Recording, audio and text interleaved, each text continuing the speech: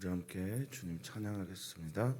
찬송가 539장으로 주님께 찬양합니다.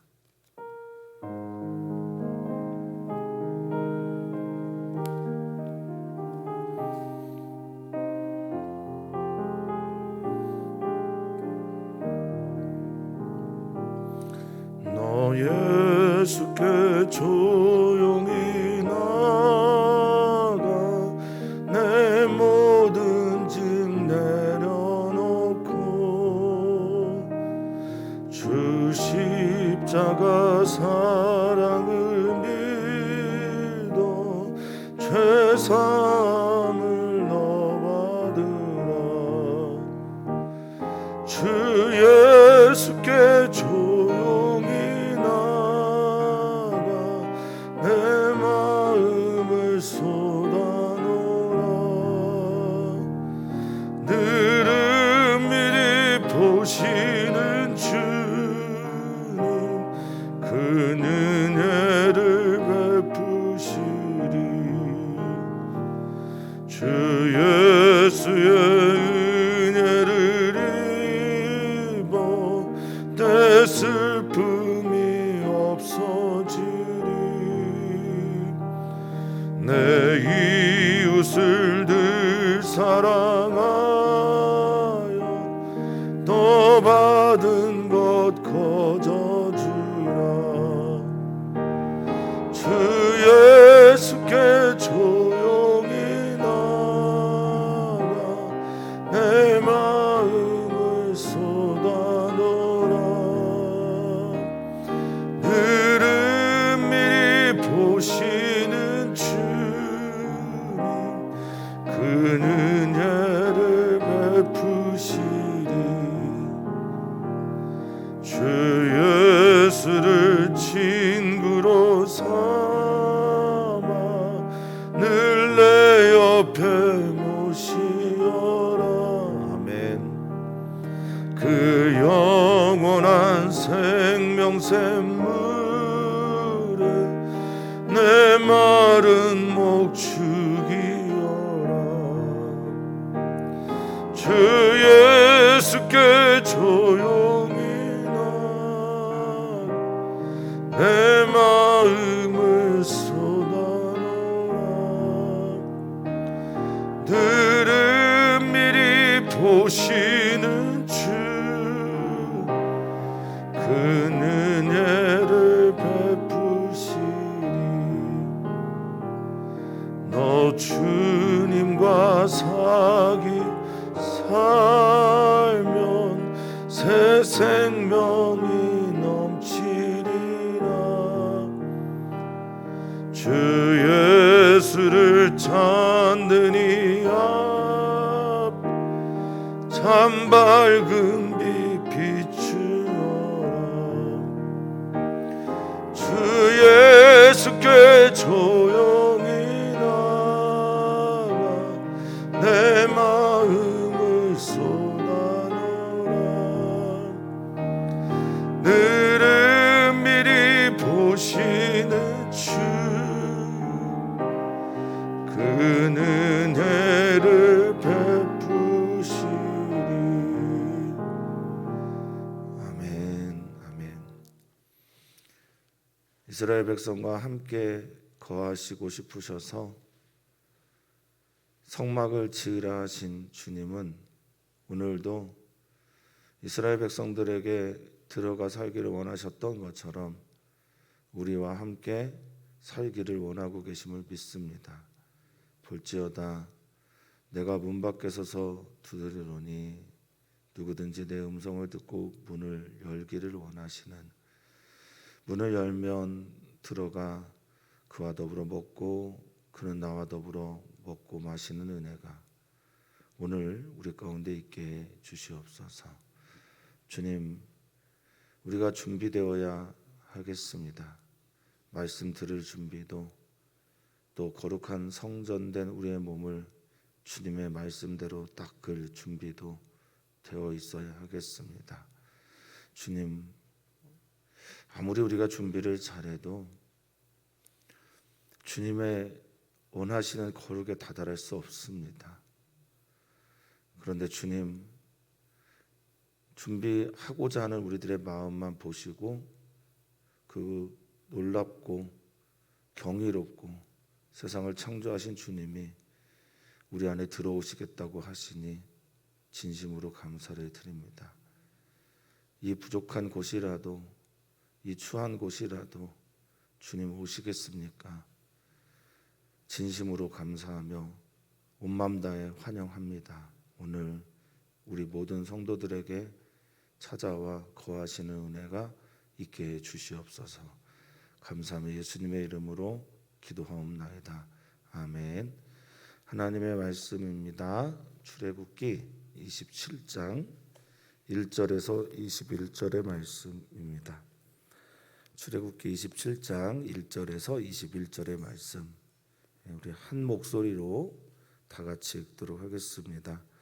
너는 조각목으로 길이가 5규빗, 너비가 5규빗의 제단을 만들되 네모 반듯하게 하며 높이는 3규빗으로 하고 그 네 모퉁이 위에 뿔을 만들되 그 뿔이 그것에 이어지게 하고 그 제단을 노스로 싸고 재를 담는 통과 부삽과 대야와 고기 갈고리와 불을 옮기는 그릇을 만들되 제단의 그릇을 다 노스로 만들지며 제단을 위하여 노스로 그물을 만들고 그 위 네 모퉁이에 놋고리 넷을 만들고 그물은 제단 주위 가장자리 아래 곧 제단 절반에 오르게 할지며 또 그 제단을 위하여 채를 만들되 조각목으로 만들고 놋으로 쌀지며 제단 양쪽 고리에 그 채를 꿰어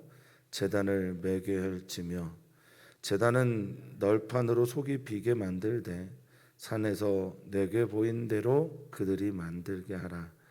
너는 성막의 뜰을 만들지니 남쪽을 향하여 뜰 남쪽에 너비가 100규빗의 세마포 휘장을 쳐서 그 한쪽을 당하게 할지니 그 기둥이 20이며 그 받침 20 노스로 하고 그 기둥의 갈고리와 가름대는 은으로 할지며 그 북쪽에도 너비가 100규빗의 포장을 치되 그 기둥이 20이며 그 기둥의 받침 20은 노스로 하고 그 기둥의 갈고리와 가름대는 은으로 할지며 뜰의 옆 곧 서쪽에 너비 50규빗의 포장을 치되 그 기둥이 열이요 받침이 열이며 동쪽을 향하여 뜰 동쪽의 너비도 50규빗이 되게 될지며 문 이쪽을 위하여 포장이 15규빗이며 그 기둥이 셋이요 받침이 셋이요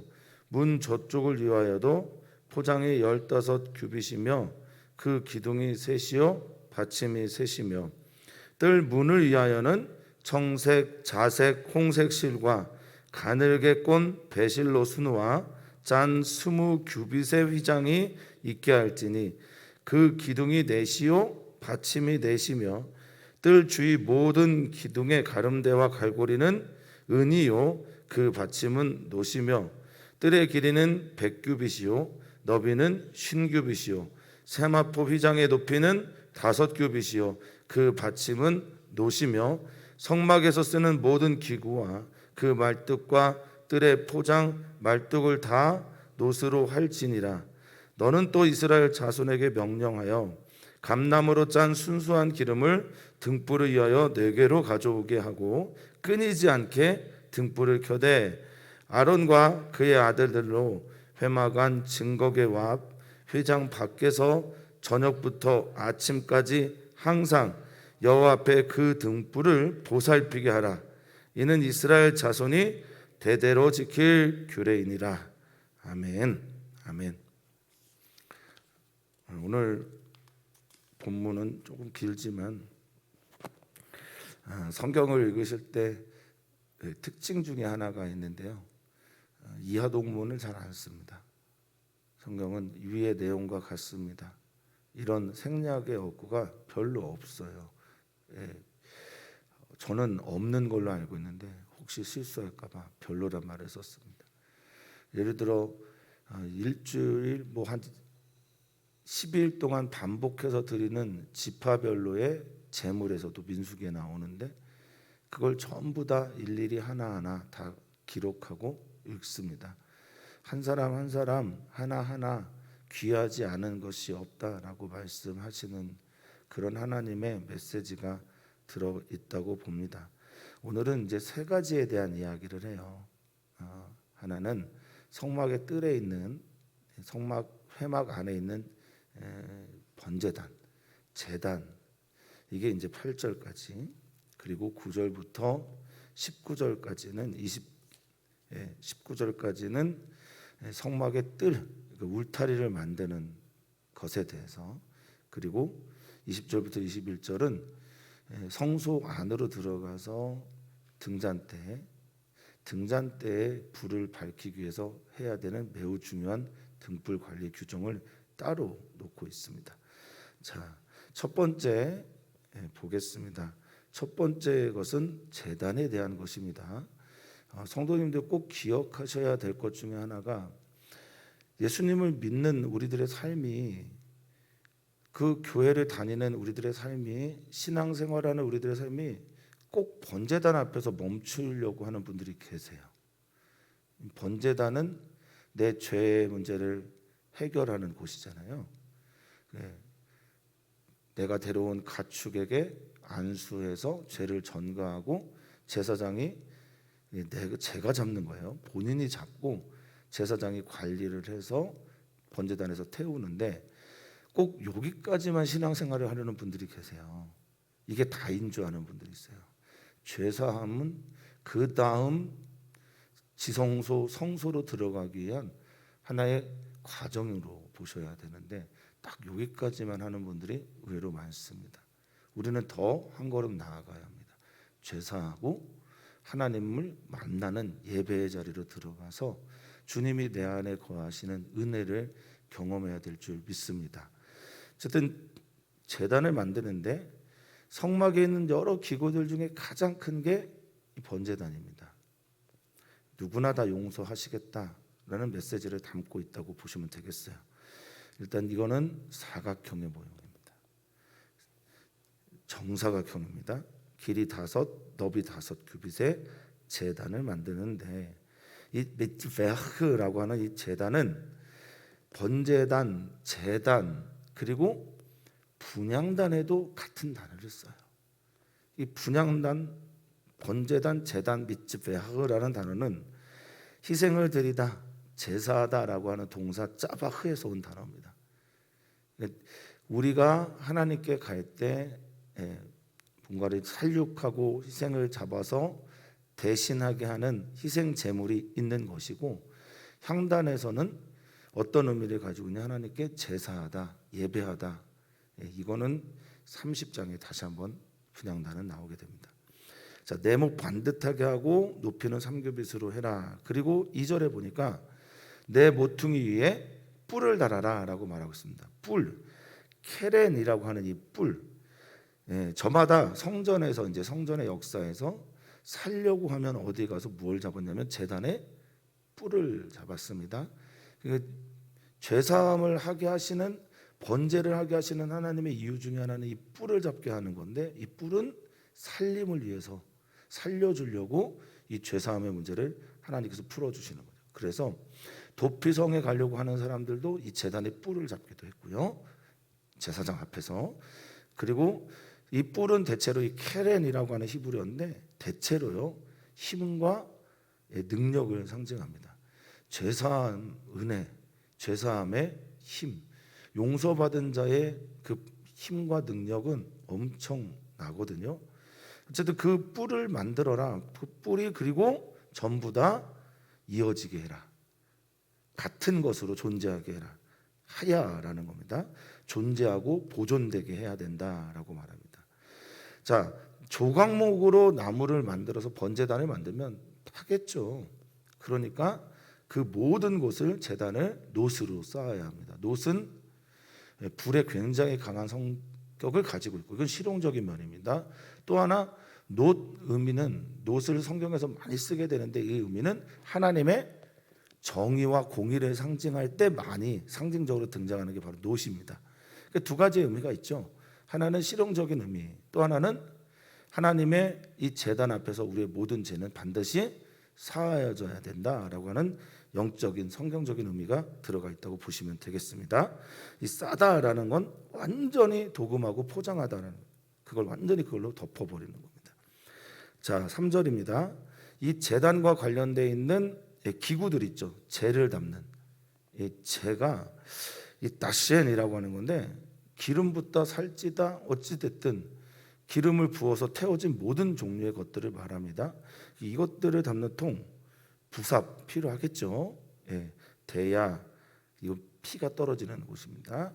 고기 갈고리, 불 옮기는 그릇을 만들어 제단의 그릇을 다 놋으로 만들라고 합니다. 네, 불에 강하고 하나님의 정의와 공의를 상징하는, 그리고 그 제단에 미츠베하흐라고 하는 제단에 그물을 만들어야 합니다.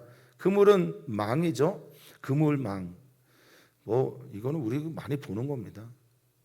고기 구우실 때 석쇠로 여기에 이제 재물이 올라가는 그물을 만드는 건데, 아래로 기름이나 피가 뚝뚝 떨어지게 될 때 떨어지는 거와, 그리고 그 모든 것들을 위해서 만든다고 합니다.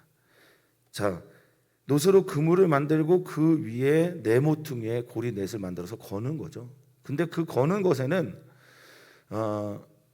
채, 나무를 가지고 조각목을 가지고 채를 가지고 옮기는 그런 고리도 같이 만드는 겁니다. 자, 5절입니다.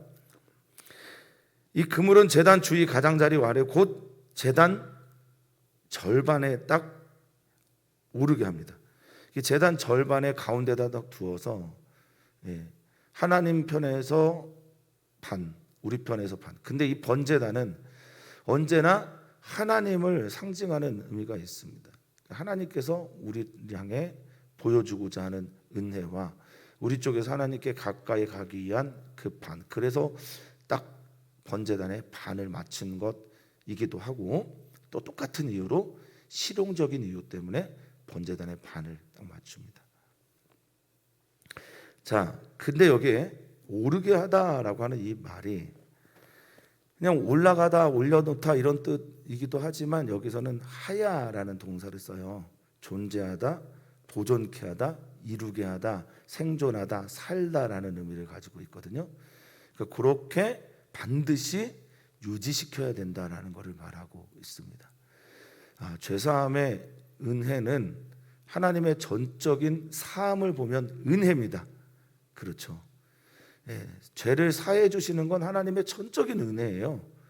그런데 우리가 원하지 않으면, 우리가 외면하면, 우리가 거절하면, 우리가 내 죄 문제에 대해서 하나님 앞에 서려고 하지 않으면 결코 이루어지지 않는 게 역시 또 이 죄사함의 은총이죠.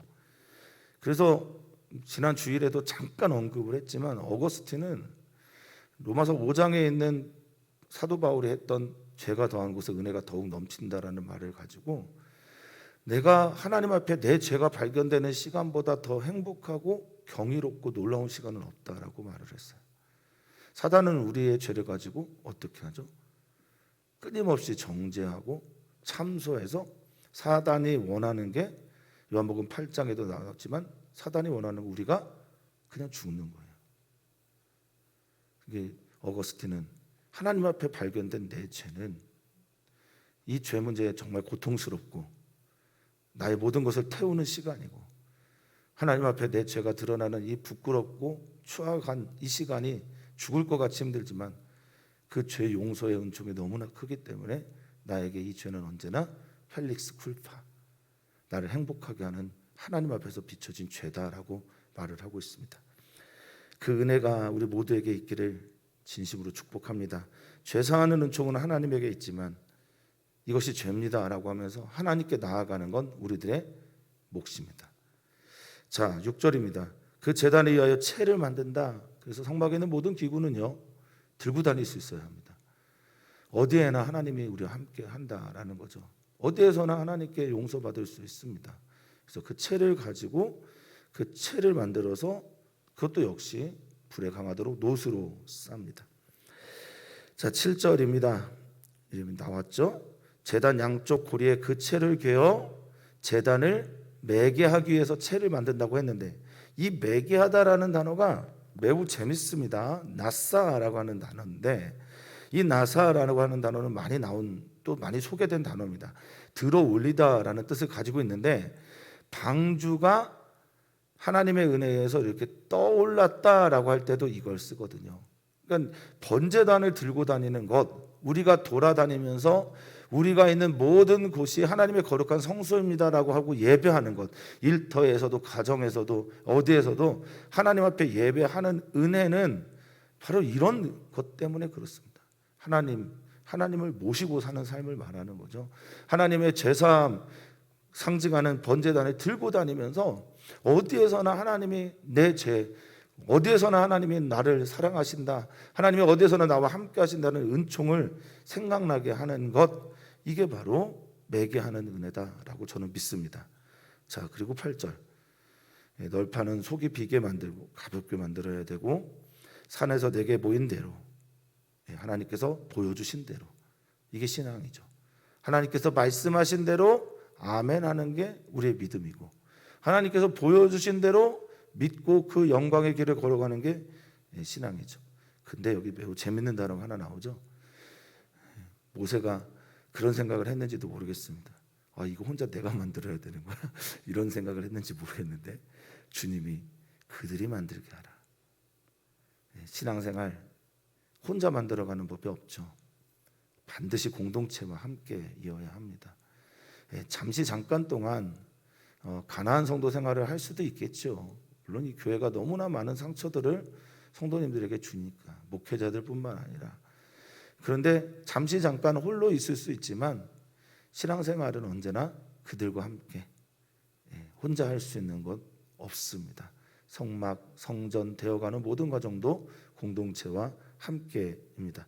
자, 여기까지가 번제단에 대한 이야기고요. 이제 9절부터는 성막의 뜰을 만들어라 라고 말하고 있습니다. 이 성막의 뜰을 어떻게 만들어요? 성막의 뜰, 그래서 이 뜰이라는 단어가 울타리라는 뜻을 가지고 있는 단어와 같은 의미가 있어요. 하체르라고 해서, 결국 뜰이라고 하는 건 벽치라는 거죠. 울타리를 쳐라, 나의 공간을 만들어줘라 라고 말하고 있습니다. 그러니까 이 공간 안에 들어올 때, 성막의 뜰을 만들어서 이 공간 안에 들어올 때 우리 안에 가져야 되는 마음은 뭐냐? 그것은 오헬 모헤도라고 해서 만남의 장소로 이해하고 들어오라는 겁니다. 하나님은 어디에나 계시죠. 그렇죠. 하나님은 우리의 가정에도 계시고 우리의 마음에도 계시고 우리의 일터에도 계십니다. 그런데 왜 이 교회와 성전, 예배하는 곳이 필요하냐? 집중 위해서입니다. 울타리를 치는 순간, 뜰 안에 들어오는 순간, 나는 여기에서부터는 오직 하나님께 집중한다라는 의미를 가지고 있다고 보시면 되겠어요. 그러니까 뜰은, 하체르라고 하는 이 뜰은 울타리를 말하는 겁니다. 담을 말하는 거예요. 하나님께 집중하는 공간을 말하는 겁니다. 거기에서 남쪽부터 100규빗의 세마포 휘장을 칩니다. 그래서 한쪽을 담당하는데 100규빗 그러면 45m나 50m 정도 보시면 되겠어요. 그리고 기둥 20개를 거기다 두고, 받침은 노수로 정의와 공의를 상징하는, 그리고 기둥의 갈고리와 가름대 연결하는 겁니다. 가름대는 주판에 가로로 되어 있는 것, 위에는 5자리, 밑에는 1자리, 이렇게 5개가 있고 위에는 하나가 있는 그 가름대, 서로를 연결하고 가르는 그런 것이 가름대인데, 이 갈고리와 가름대는 은으로 하라고 말하고 있습니다. 갈고리와 가름대를 은으로 하는 이유는 은이 가지고 있는 순결함, 또 은이 가지고 있는 이 연단, 그리고 은이 가지고 있는 잘 보이는 실용적인 의미로, 그래서 여기는 하나님의 공간임을 알려주는 그런 것이라고 할 수 있겠습니다. 자, 기둥과 기둥 사이에 갈고리를 두고 가름대를 두고, 그래서 기둥 20을 가지고 100규빗의 거리를 만들고, 11절과 12절은 아주 동일합니다. 이하동문 안 쓴다고 말씀드렸어요. 근데 우리는 써야 되겠어요? 이 새벽에 11절, 12절은 똑같습니다. 똑같이 반복해서 쓰고요. 그리고 동쪽을 향하여 뜰 동쪽의 너비는 50규빗입니다. 그렇죠. 50규빗을 쓰게 됩니다. 그러니까 뜰의 옆 12절은 서쪽, 동쪽, 그러니까 앞뒤를 말하는 겁니다. 앞뒤는 50규빗이고 여기 12절에 포장을 치다라고 하는 건 아까 남쪽과 북쪽에 했던 그 휘장을 말하는 겁니다. 같은 단어입니다. 휘장을 치는 것을 말합니다. 그러니까 모양 똑같고 내용도 똑같은데 거리만 동과 서, 남과 북이 다른 거죠. 근데 남과 북은 이렇게도 쓰여지더라고요. 오른쪽, 왼쪽. 그리고 동과 서는 앞과 뒤. 이렇게도 번역을 하더라고요. 그래서 이 동쪽은 입구고 서쪽은 뒤쪽입니다. 그래서 이제 50규빗씩 만들어내는데 14절, 13절의 동쪽과 14절의 문 이쪽은 그래서 동쪽이 문이라는 거죠. 우리 교회 집사님 중에 한 분이 성막의 문이 동쪽으로 난 이유, 그것에 대해서 저에게 이렇게 말씀을 하셨어요. 아담과 하와가 선악과를 따먹고 에덴 동쪽에 나가고요. 가인은 아벨을 죽인 후에 노시라는 에덴의 동쪽에 거하면서 노시라는 땅에 거하면서 거기에 성을 만들거든요. 노시라는 이름 자체가 방황이에요. 유리 방황.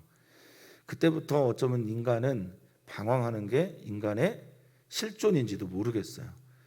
자, 동쪽에 인간들이 나가 사니까 성막문이 어디를 향해 나와 있다고요?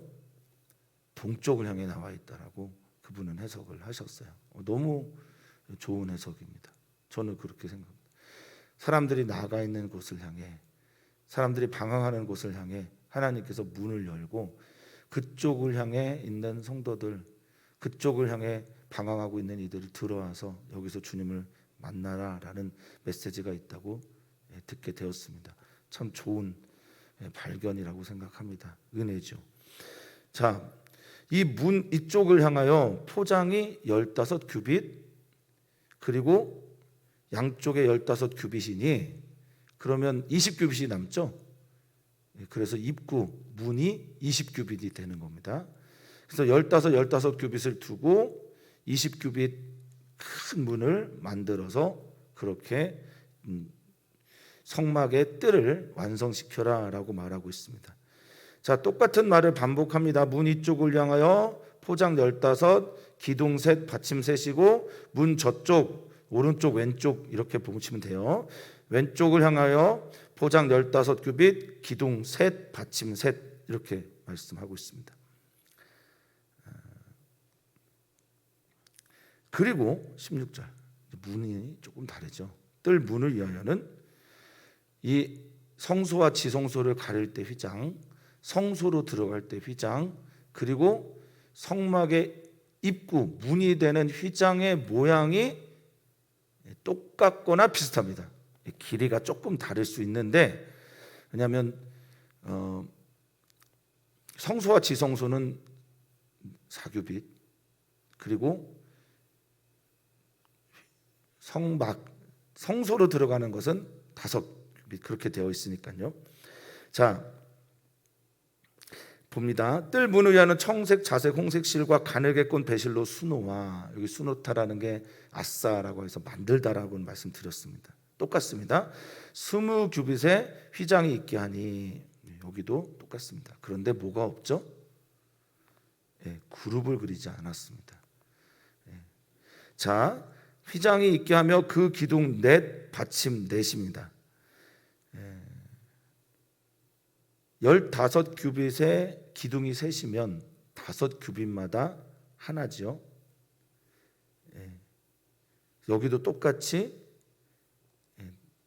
20규빗에 5규빗마다 하나씩 동일하게 기둥을 둡니다. 똑같습니다. 그리고 17절, 18절, 19절에 지금까지 했던 것을 다시 한번 정리하십니다. 뜰 주위 모든 기둥의 가름대와 갈고리는 은이고 그 받침은 노십니다. 반복하시는 겁니다. 또 18절 뜰의 길이는 100규빗, 한 번 더 반복하십니다. 너비는 신규빗이요. 세마포 이장의 높이는 5규빗, 받침은 노심을 다시 한번 설명합니다. 그리고 성막에서 쓰는 지금까지 설명한 모든 기구들은 다 무엇으로요? 노스로 한다라고 합니다. 그런데 19절 여기 중요한 단어 하나 좀 생각하고 가겠습니다. 19절에 성막에서 쓰는 모든 기구 이렇게 되어 있잖아요.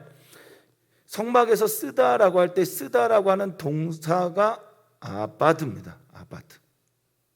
그리고 명사로 하면 아보다입니다. 성막에서 사용되는. 그럼 아바드 아보다는 뭐죠? 여기 그냥 단순하게 노동하다, 쓰여지다, 일하다가 아니라 우리가 잘 알고 있는 단어입니다. 예배하다, 하나님을 만나다, 하나님을 경배하다, 하나님을 섬기다라는 뜻, 그게 아바드죠. 그래서 19절 성막에서 쓰여지는 모든 기구는 하나님께 예배를 위한 것이다 라는 겁니다. 우리가 왜 이 성구 그럽니까? 그냥 마이크도 그냥 보통 마이크랑 똑같잖아요. 피아노도 그렇고 여기 신디사이저도 그렇고 드럼도 그렇고 의자도 똑같지 않습니까? 예. 우리들의 이 적어도 이 예배당 안에서 예배의 시간에 하나님께 드려지는 이 모든 일들은 하나님께 예배를 위해 사용되어져야 합니다. 그래서 성막에서 쓰는 모든 기구는 콜 아바다 아보다 모든 예배를 위해서 쓰여지는 것이 되게 되는 거죠. 자, 그리고 20절부터 21절 등불에 대한 규례를 합니다. 너는 또 이스라엘 자손에게 명령하여, 여기 이 명령하다라고 하는 단어 하나님께서 다시 한번 새기려고 하는 건데, 명령하다라고 하는 여기 단어가 이제 차바입니다.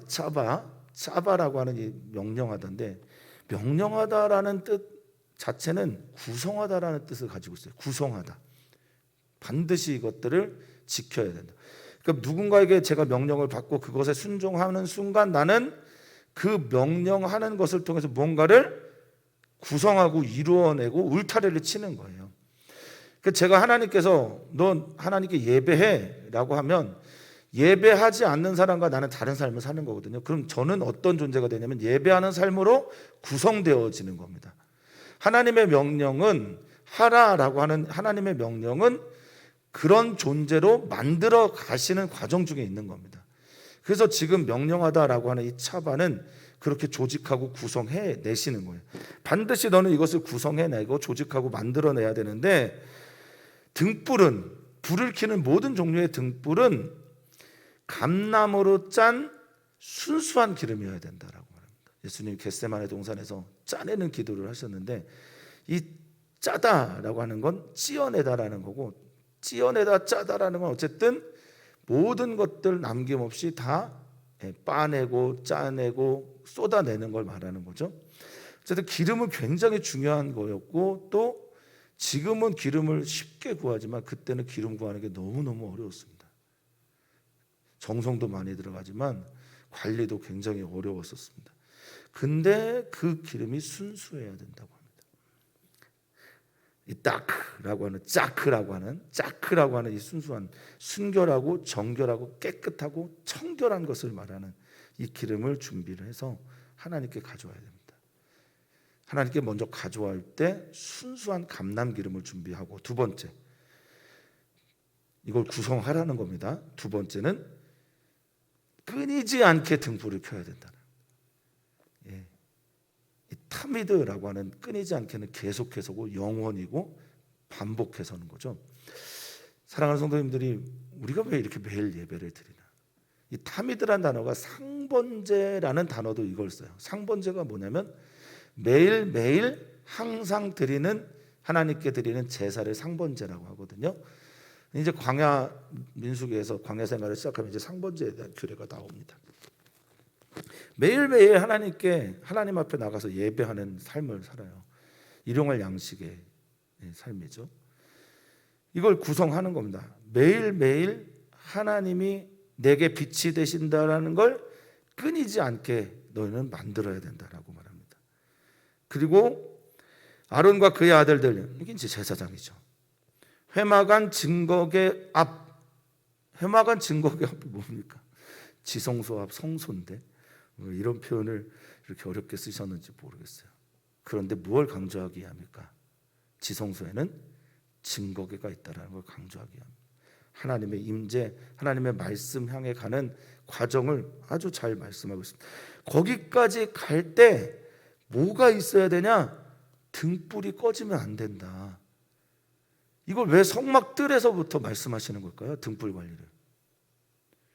성막들이 밝게 보이지만 하나님의 빛, 등불, 하나님이 비춰주고 하는 그 말씀의 빛이 없이 우리는 한 걸음도 하나님 앞에 갈 수 없다라는 걸 얘기하는 거라고 저는 믿습니다. 그래서 세 번째 이야기, 아침까지, 저녁부터 아침까지 항상 하울람, 항상 여호와 앞에 그 등불을 보살피게. 제가 이 말씀을 읽으면서 하나님께 이런 질문했습니다. 하나님 능력자 아니십니까? 꺼지지 않는 불 얼마나 은혜롭습니까? 꺼지지 않는 불 하나님께서 좀 주시면 되잖아요.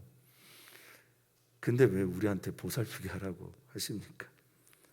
왜 제사장들에게 이걸 관리하라고 하십니까? 이 아라크라고 하는 보살피다라는 단어는 가장 기본적인 뜻이 정렬하다, 정렬하다, 정리하다, 이렇게 잘 배치하다, 배열하다라는 말이에요.